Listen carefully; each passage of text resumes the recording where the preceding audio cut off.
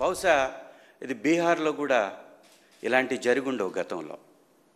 బీహార్నే తలదన్నేటటువంటి విధంగా ఎవరైతే తప్పును బయట పెడతారో వారిపై కేసులు, వారిని జైల్లో. ఒకటా రెండా జత్వానీ కేసు, ఆంజనేయులు గారిని 50 రోజులు జైల్లో పెట్టారు. ఆయన చేసిన నేరం ఏంటి? జేఎస్డబ్ల్యూ అనేటటువంటి కంపెనీ ఈ రాష్ట్రంలో పెట్టుబడులు పెడుతుంటే వారిని మోసం చేసి హనీ ట్రాప్ చేసి ఒక తప్పుడు వ్యవహారాన్ని నడిపినటువంటి జత్వానీ గారికి సపోర్ట్గా ప్రభుత్వం నిలబడి అక్రమంగా ఆఫీసర్ని పిఎస్ఆర్ ఆంజనేయులు గారిని 50 రోజులు, అదేవిధంగా అడిషనల్ డీజీ సునీల్ కుమార్ గారిని సస్పెండ్ చేశారు. మార్గదర్శి చిట్ స్కామ్ ఎంత పెద్ద స్కామ్ ఇది! ఎంతమంది పేదవాళ్ళ యొక్క భవిష్యత్తు కోసం దాచుకున్నటువంటి డబ్బు అది. ఎంతమంది కష్టార్జితంతో కూడబెట్టుకున్నటువంటి సొమ్ముని కర్కశంగా అక్రమంగా పక్కదారులు పట్టించి కోట్లకు కోట్లు కొట్టేస్తే ఆ కేసును బయటపెట్టినటువంటి అధికారి సంజయ్ గారిపై, సిఐడి అడిషనల్ డీజీగా ఉన్నటువంటి సంజయ్ గారు ఇప్పటికీ అక్రమ కేసులో 81 రోజులుగా జైల్లోనే ఉన్నారు. రఘురామకృష్ణంరాజు గారి కేసు, దాన్ని ఆ కేసులో దర్యాప్తుదారుడిగా ఉన్నటువంటి అధికారి విజయపాల్ గారిని 78 రోజులు జైల్లో పెట్టారు.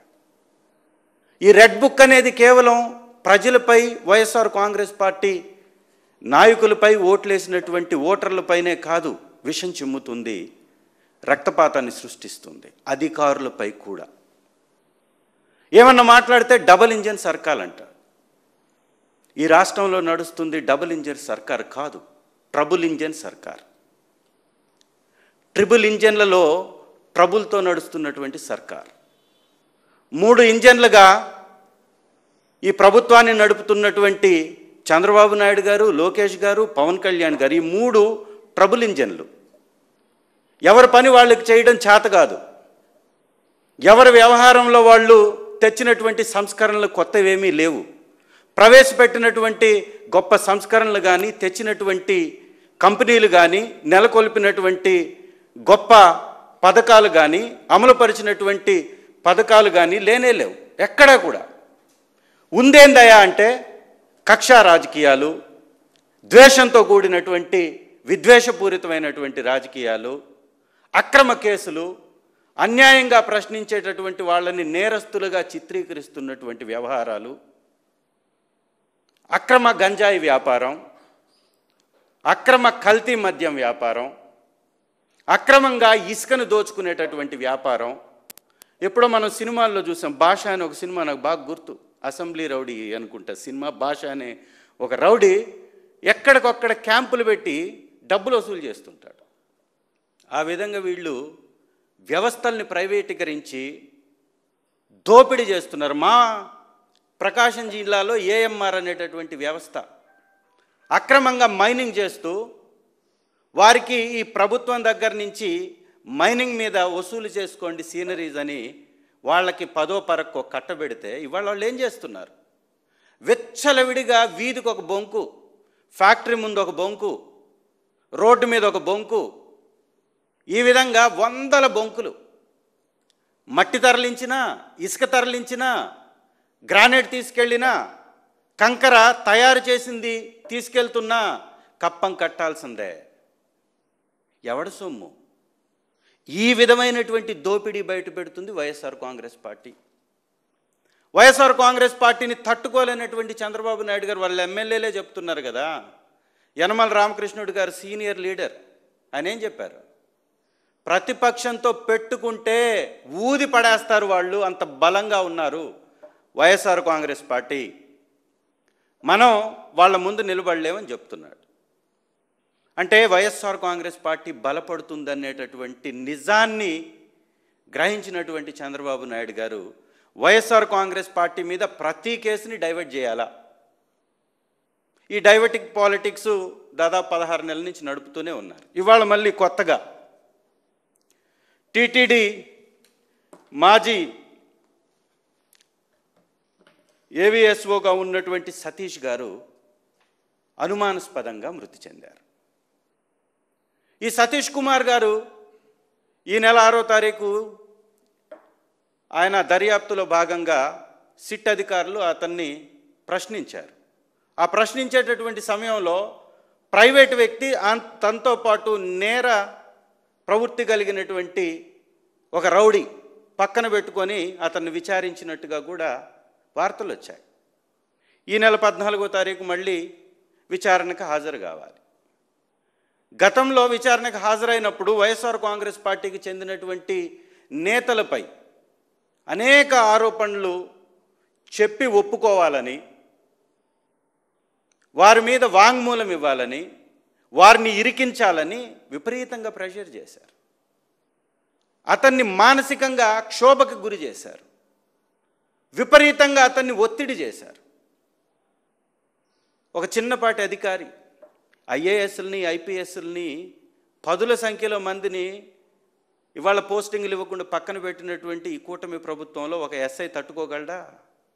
విపరీతంగా ప్రెషర్ చేసి మానసికంగా క్షోభకు గురి చేసి ఈరోజు అతని మరణానికి కారణమైంది ఈ ప్రభుత్వం. ఇది ఖచ్చితంగా ప్రభుత్వం యొక్క హత్య అని తప్పక చెప్పాల్సిందే.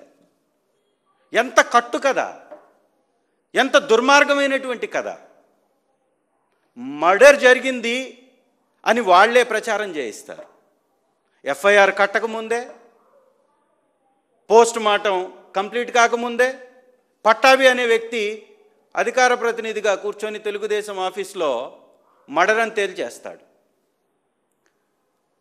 దాదాపుగా 12 గంటల 30 నిమిషాలకి రాత్రి ఆ రాయలసీమ ఎక్స్ప్రెస్లో ఎక్కినటువంటి వ్యక్తి ఇంటి నుంచి బయలుదేరింది 7ంటికి.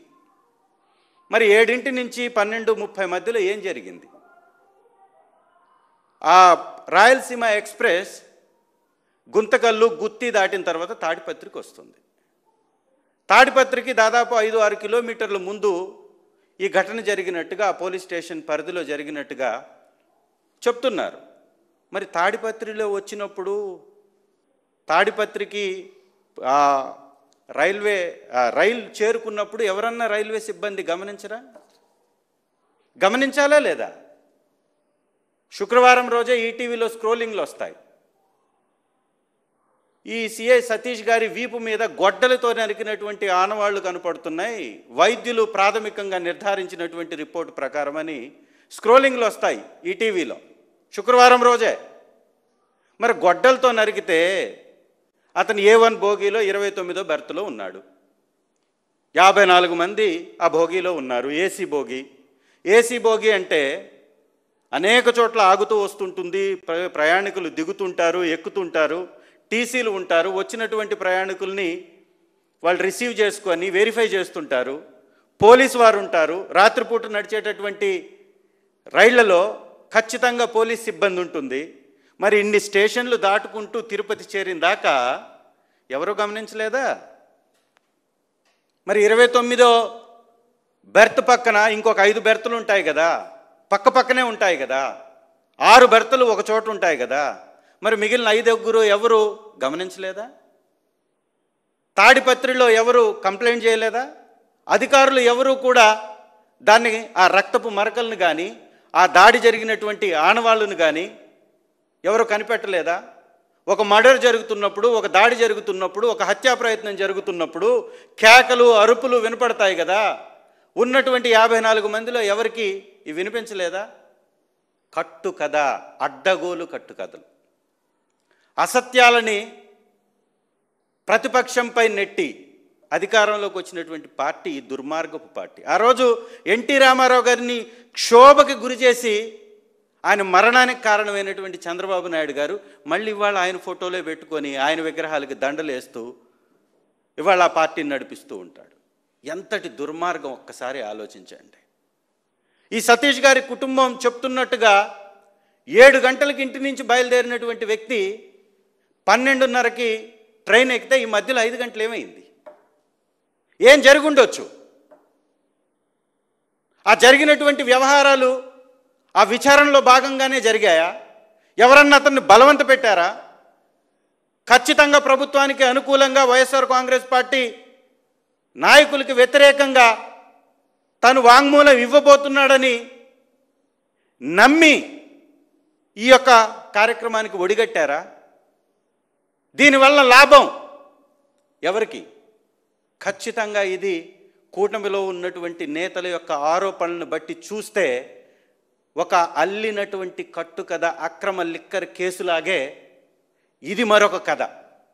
రోజు రోజుకి దిగజారిపోతున్నటువంటి ఆదాయం, పెరిగిపోతున్నటువంటి అప్పులు, బయటపడుతున్నటువంటి అఘాయిత్యాలు, మోసాలు, ఘోరాలు. ఇవాళ కుప్పంలో కూడా మర్డర్ జరిగింది ఈరోజు.